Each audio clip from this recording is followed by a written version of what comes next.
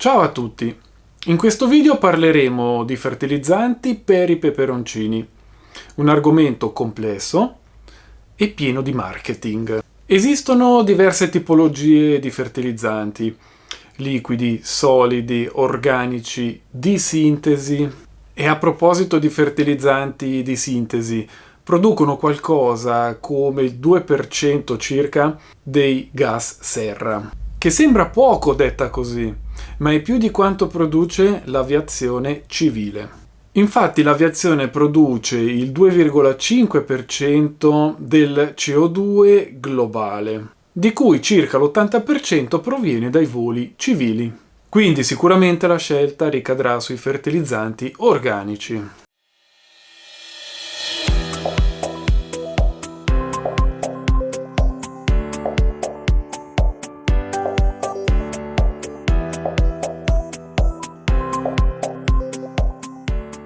Spesso i fertilizzanti sono venduti come specifici per certe varietà di ortaggi, come i pomodori, i peperoncini, gli agrumi. Tuttavia, analizzando le etichette di questi prodotti, si nota che la composizione può essere molto simile e addirittura identica. In molti casi la specificità è più un espediente di marketing che una reale necessità. Ma serve davvero il fertilizzante?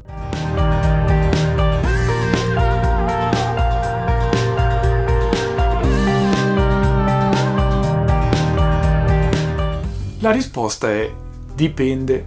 Come vi ho già fatto vedere in questo video, il terreno potrebbe avere delle carenze o delle eccedenze. Quindi è bene fare delle analisi del terreno, così da sapere esattamente quali caratteristiche dovrà avere il fertilizzante ed evitare di inquinare.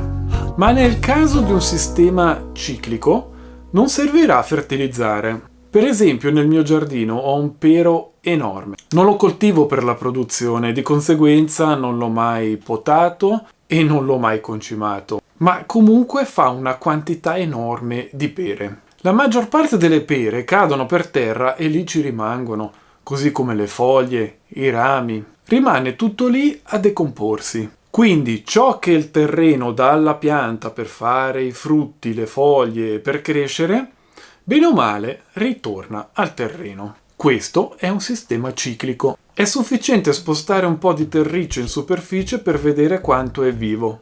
Vedete quanti lombrichi che lavorano il terreno? Lo rendono soffice e fertile. Quindi se adottiamo un approccio ciclico nella coltivazione degli ortaggi, dove prendiamo solo ciò che consumiamo e tutto ciò che non consumiamo lo lasciamo lì, così che ritorna alla terra, compresa l'erba, le erbacee, i frutti che non utilizziamo, appunto, i rami che andremo a potare durante la coltivazione, non ci sarà bisogno di fertilizzare. Nel caso invece che abbiamo un orto bello pulito, in ordine, appena cade una foglia la portiamo via, eccetera, logicamente si dovrà per forza fertilizzare. E la stessa cosa vale per le coltivazioni in vaso. Quale fertilizzante dunque scegliere per i peperoncini? Innanzitutto un concetto molto importante da ricordare è la legge del minimo, e qui vi lascio un video dove lo spiego meglio. Comunque, in parole povere, la crescita di una pianta è limitata dal fattore in minor quantità. Quindi se una pianta riceve poca luce, sarà quella che limita l'assorbimento dei nutrienti nel fertilizzante, per cui la pianta crescerà meno e noi avremo sprecato fertilizzante, inquinando. La pianta però potrebbe comunque riuscire ad assorbire tutto questo fertilizzante in eccesso, manifestando i sintomi di un'overdose. Quindi il compito più difficile per noi è quello di crescere le piante con equilibrio, dando il giusto, non poco, non troppo, rispettando la pianta, l'ambiente e gli esseri viventi. Dunque il fertilizzante che vi consiglio è lo stallatico maturo. Se non lo trovate, va benissimo lo stallatico in pellet. Se non trovate neanche questo, un organico liquido contenente azoto, fosforo, potassio e qualche microelemento come il magnesio. Ormai dipende dalla situazione in cui vi trovate, dipende da dove abitate, dipende anche dal clima. Sicuramente se abitate in campagna non sarà un grosso problema procurarvi dello stallatico maturo, oppure, meglio ancora, autoprodurvi del vermicompost. Se invece abitate in centro città, molto probabilmente vi dovrete accontentare di quello che troverete al supermercato. L'importante è non esagerare e cercare un equilibrio. Ricordatevi che per le piante è meglio ricevere meno fertilizzante che riceverne di più. Quest'anno ho deciso di autoprodurmi il fertilizzante utilizzando una pianta, la Consolida Maggiore, e come protezione delle muffe, contro gli insetti indesiderati, e per ottenere una pianta più resistente e forte utilizzerò un'altra pianta, l'Equiseto. Riguardo a quest'ultimo ho già fatto un altro video che vi lascio qui. Quest'anno ho acquistato queste due piante sotto forma di pellet e al bisogno mi farò degli intrugli che poi darò alle piante. Ci sono due tipi di intrugli da fare, uno è rapido e lo si ottiene nel giro di un paio di giorni, mentre l'altro sistema richiede un mesetto di preparazione circa perché deve anche fermentare.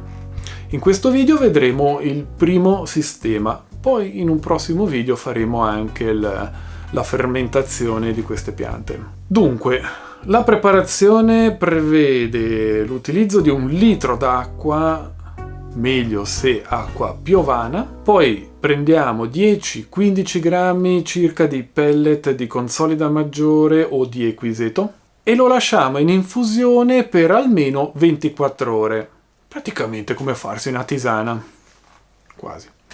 Il giorno dopo faremo bollire questo intruglio per una ventina di minuti, dopodiché lasciamo raffreddare e poi filtriamo. Io utilizzerò uno straccio in lino e l'intruglio è pronto. Lo filtriamo perché questo intruglio, sia di Consolida che di Equiseto, lo possiamo anche spruzzare sulle foglie. Allora, per non rischiare di andare a intasare gli spruzzini, è meglio filtrarla. Sono entrambi da diluire 1:10, cioè una parte di intruglio di Equiseto di Consolida con 10 parti di acqua, e questo è per innaffiare. Invece, se vogliamo fare l'intruglio per spruzzarlo sulle foglie, dobbiamo diluirlo 1:20, quindi una parte di intruglio, 20 parti di acqua. Va utilizzato circa una volta ogni 2 settimane, dicono ogni 10-14 giorni circa. Volendo, questi due intrugli li si possono mischiare insieme, eventualmente si può mischiare anche un terzo intruglio che è il macerato d'ortica, ma questo eventualmente lo vedremo più in là.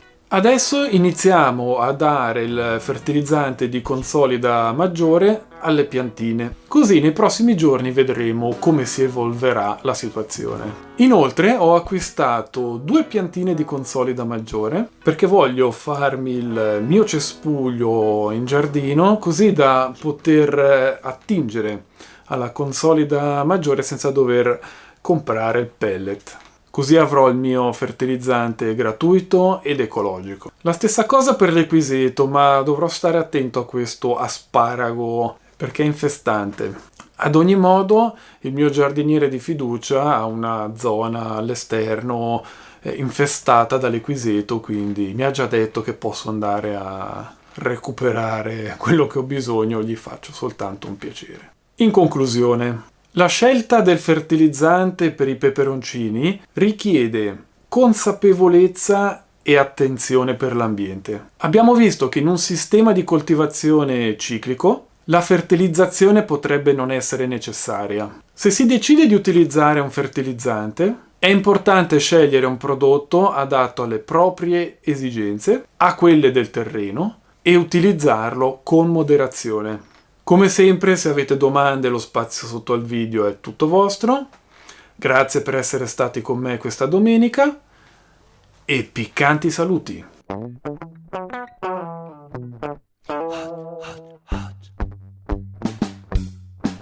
Red Joe.